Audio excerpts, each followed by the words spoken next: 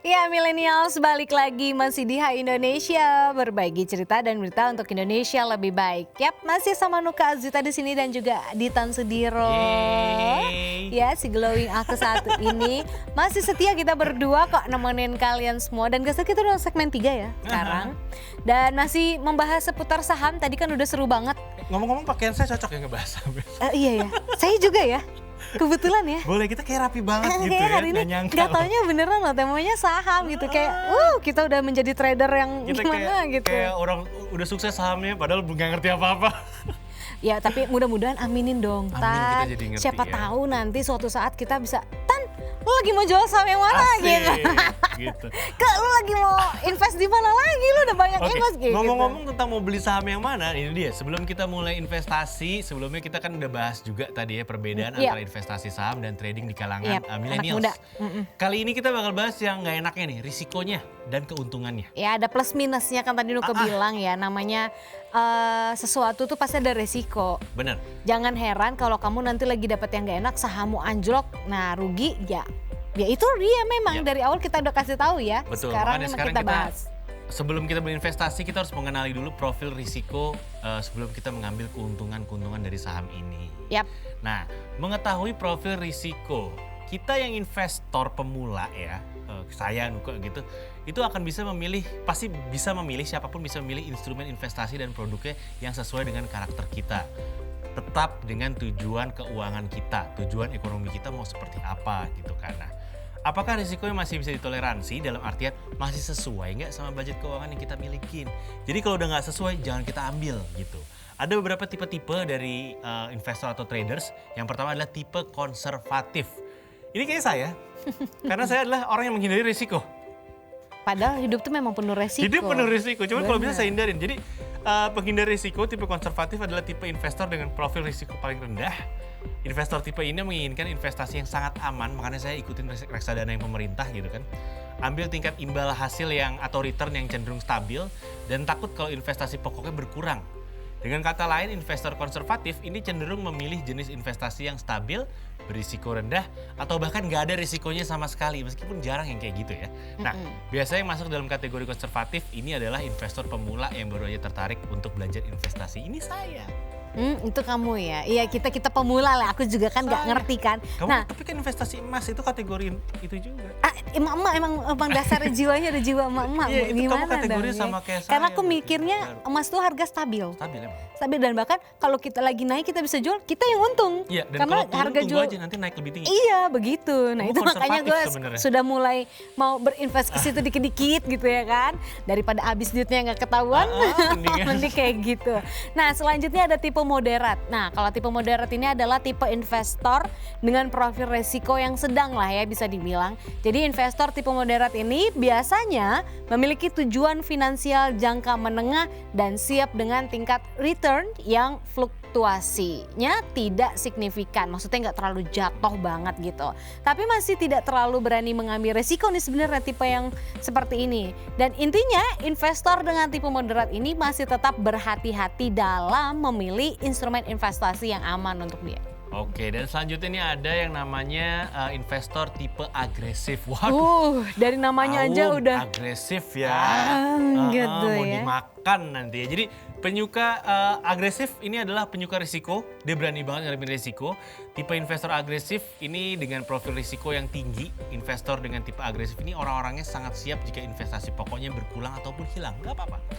Karena mereka melakukan itu dengan imbal hasil yang juga tinggi gitu. Mereka berharap returnnya juga tinggi. Biasanya investor dengan tipe agresif adalah investor yang udah berpengalaman. Nah, tipe investor agresif adalah tipe investor yang udah terbiasa terhadap fluktuasi atau naik turun harga pasar modal. Bahkan terhadap fluktuasi yang ekstrim banget sampai minus juga mereka udah biasa. Nah, selain itu, tipe investor agresif ini juga nggak takut untuk menaruh modal di instrumen resiko, di instrumen investasi yang memiliki risiko tinggi. Jadi bisa dibilang ini udah senior lah ya. Udah senior, dia Ini tahu. trader senior nih Udah kalau paham kayak dia. begini nih, iya. Dan memang harus disesuaikan ya. Kalau memang budget yang kita miliki juga masih minim, tidak terlalu besar, jadi ya kalian gak usah memaksa untuk kayak menjadi trader untuk membeli saham-saham yang harganya dipaksain. mahal atau investasi yang langsung bela-belain pinjem uang nanti takutnya gimana-gimana. Janganlah, sesuai dengan aja. Sekarang kalian punyanya berapa, ya disesuaikan Ya. dengan kemampuan Ya, gitu. kita- Karena meminimalisir resiko juga Bener, kan. karena kita harus tahu profil kita juga Iya. mampunya seperti apa gitu. Oke, nah selanjutnya nih kita mau bahas tentang jenis-jenis saham resiko dan keuntungannya ya guys ya. Nah ini ada jenis-jenis investasinya nih Oke. gitu. Yang pertama ada deposito. Ini kalau kita ngomongin deposito, semua kayaknya udah pada ini Paham masuk deh. pelajaran SD kok ini deposito. Iya paham. Deposito itu merupakan salah satu instrumen investasi yang udah terjamin. Di LPS ya, Di LPS lembaga ya. LPS. Ah, lembaga. Oke, coba kamu Google, aku terusin nih. Udah Gue terjamin lupa deh, ada LPS. di otak kok susah Jadi di dia ini. selain aman Padahal sebagai gua instrumen investasi yang konservatif, deposito juga memberikan suku bunga yang tidak terlalu agresif kepada nasabahnya. Nah, selain itu dana yang tidak bisa digunakan sewaktu-waktu. Jadi dananya nggak bisa langsung ditarik kalau deposito tuh didiemin berapa tahun gitu kan. Risikonya yang rendah membuat deposito kerap dipilih investor pemula. Namun jika dibandingkan dengan tabungan, Ya Allah, lembaga penjamin simpanan. lembaga penjamin simpanan. Padahal gue udah pernah LPS. kerja sama yang ini, gue kok lupa Nah, ya. ini Kurang ajar memang. Deposito jika dibandingkan dengan tabungan ada dua hal yang membedakannya, yakni yang satu tingkat bunga, ada tingkat bunganya dan ada waktu jatuh tempo. Kalau deposito kan gitu ada tingkat bunga sekian persen selama berapa tahun misalnya. Iya, ada jatuh temponya Gitu. gitu. Nah, ini yang kedua Nuka nih.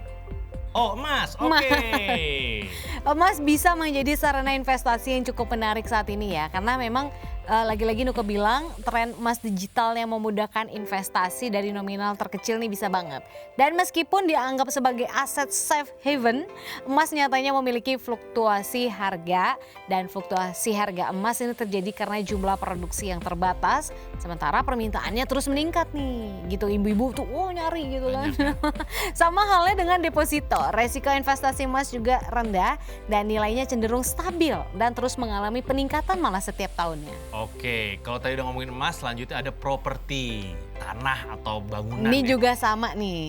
Ini seiring dengan kenaikan jumlah populasi gitu kan, ini menempatkan investasi pada segmen properti sangat menarik. Tapi selain properti harganya nggak murah ya, tentunya nggak semua orang juga mampu membeli properti. Sementara kalau investor membutuhkan dana gitu kan, membutuhkan dana tiba-tiba terus waktu-waktu, ini bisa menggadaikan propertinya. Tapi ya gitu, untungnya tidak maksimal kalau digadaikan kan. Iya, kalau digadaikan turun ya. Ada beberapa model investasi properti yang biasa digunakan. Cara yang paling sederhana adalah dengan membeli tanah, terus membangun properti di atasnya, dan menjualnya saat harganya dinilai sudah cukup tinggi. Sedangkan untuk cara kedua, kita bisa menyewakan properti kita untuk mendapatkan aliran pemasukan di kos-kosan misalnya. Iya, dikontrakin ya, Nah, itu bisa. jangan lupa juga untuk mempertimbangkan risiko seperti kerusakan bangunan. Itu harus dipikirin tuh. Karena investasi properti ini tergolong sebagai investasi jangka panjang. Jadi untuk mendapatkan return, ini kita emang harus menahannya dalam waktu yang cukup panjang. Pegangin aja, tahan aja. Nanti kalau misalnya butuh banget bisa, kalau bahasanya disekolahin ke bank. Iya. Disekolahin ke bank. Iya, tapi harga dari itu memang Jauh stabil. banget.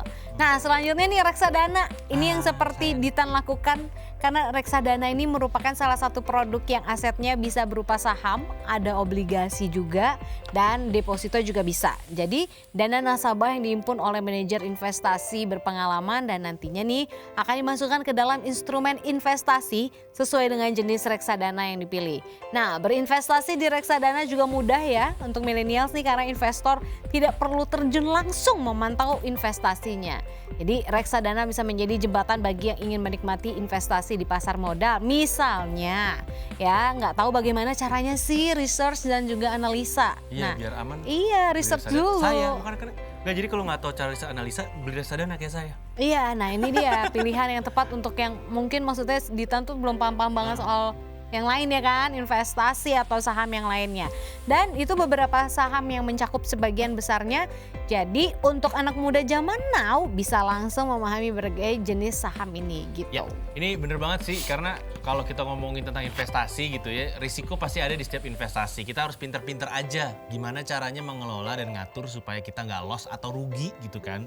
Ada banyak banget sebenarnya pembahasan mengenai saham, tapi ya ini kita merangkum secara dasar-dasarnya aja karena kan saya sama Nuka juga masih belajar ya. Belum Jadi paham. Jadinya pengetahuan umum buat kita aja gitu kan. Iya, sambil-sambil ya belajar sekarang lah dikit-dikit nih. Bener kan kita udah ngebahas tuh ya investasinya seperti apa, saham itu apa dan segala macam.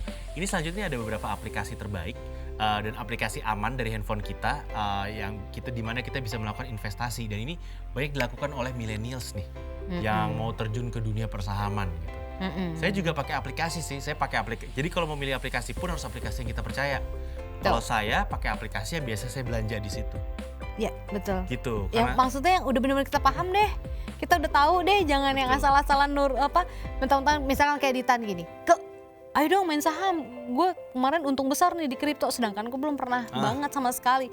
Ya udah deh, karena tergiur denger Ditan atau Ditan yang benar-benar meyakinkan, ujung-ujungnya Ditannya sih oke, gue nya nggak ngerti, tau-tau bablas. Gitu ya, jangan sampai. Oke, dan gitu. berkaitan dengan tadi aplikasi-aplikasi dari handphone yang bersahabat dengan kita untuk dunia persahaman, nanti ya bisa satu ini ya, jangan kemana-mana, tetap di Hai Indonesia. Berbagi cerita dan berita untuk Indonesia lebih baik.